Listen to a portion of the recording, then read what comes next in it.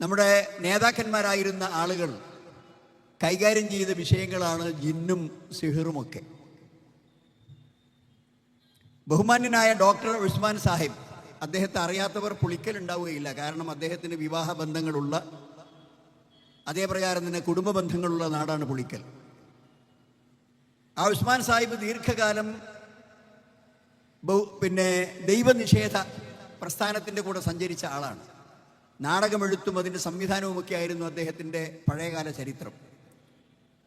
അല്ലാഹു സുബ്ഹാനഹു വ തആല അദ്ദേഹത്തിന് ഹിദായത്ത് നൽകി. എന്നിട്ട് അദ്ദേഹം ഏറ്റവും നല്ല നിലക്ക് ജനങ്ങൾക്ക് ഗ്രാഹ്യമായ ഭാഷയിൽ സരസമായ നിലക്ക് വാള് പറഞ്ഞു കൊടുക്കുന്ന മഹാപണ്ഡിതനായി മാറി. ഉമർ മൗലവി റഹ്മഹുള്ളയുടെ സന്തത സഹചാരി, അദ്ദേഹത്തിന് എല്ലാ പ്രവർത്തനങ്ങളിലും സജീവമായി പിന്തുണ കൊടുക്കുന്ന മഹാമനുഷ്യൻ. അദ്ദേഹം വാചാലനായ പ്രസംഗകനായിരുന്നില്ല, പക്ഷേ നല്ല എഴുത്തുകാരനായിരുന്നു. അങ്ങനെ സെൽസബീലിൻ്റെ താളുകളിൽ അദ്ദേഹം ശിർക്ക് എന്താണ്, തൗഹീദ് എന്താണ്, ശൈത്താൻ എന്താണ്, മനുഷ്യ ജീവിതത്തിൽ ശൈത്താൻ ഉണ്ടാക്കുന്ന സ്വാധീനങ്ങൾ എന്താണ്, ആ ശൈത്താനെ നിങ്ങൾ സൂക്ഷിക്കണം, അവൻ ഇന്ന രീതികളിലൊക്കെ മനുഷ്യനെ വഴിതെറ്റിക്കും.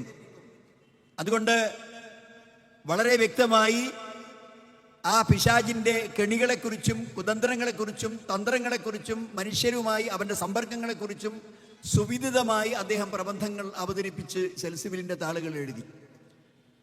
കുറേ ലേഖനങ്ങളായപ്പോൾ അതെല്ലാം സമാഹരിച്ചുകൊണ്ട് ഒരു പുസ്തകമായി ഇറക്കി. അതിനാണ് മുഖ്യ ശത്രു. ഇന്നും ആ ബുക്ക് നിങ്ങൾക്ക് വാങ്ങാൻ കിട്ടും. ആരാണ് ദീർഘകാലം കേരള നദുവത്തുൽ മുജാഹിദിൻ്റെ അധ്യക്ഷൻ?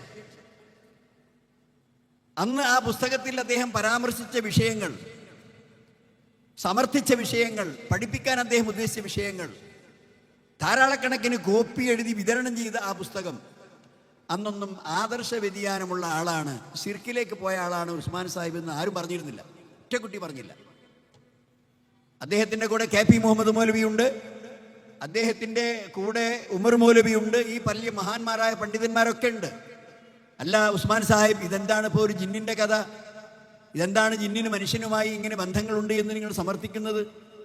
എങ്ങനെയാണ് മനുഷ്യ ജീവിതത്തിൽ ജിന്ന് ഇടപെടുന്നത്? ഇങ്ങനെ ആ ജിന്നിനെ സൂക്ഷിക്കേണ്ട, പ്രതിരോധം സൃഷ്ടിക്കേണ്ട മാർഗങ്ങളെ ഉപദേശിച്ചു കൊടുക്കാൻ വിശദീകരിച്ചപ്പോൾ ജിന്നെന്താണ്, ആ സൃഷ്ടിയുടെ പ്രത്യേകത എന്താണെന്ന് അദ്ദേഹം വിശദീകരിച്ചിട്ടുണ്ട്.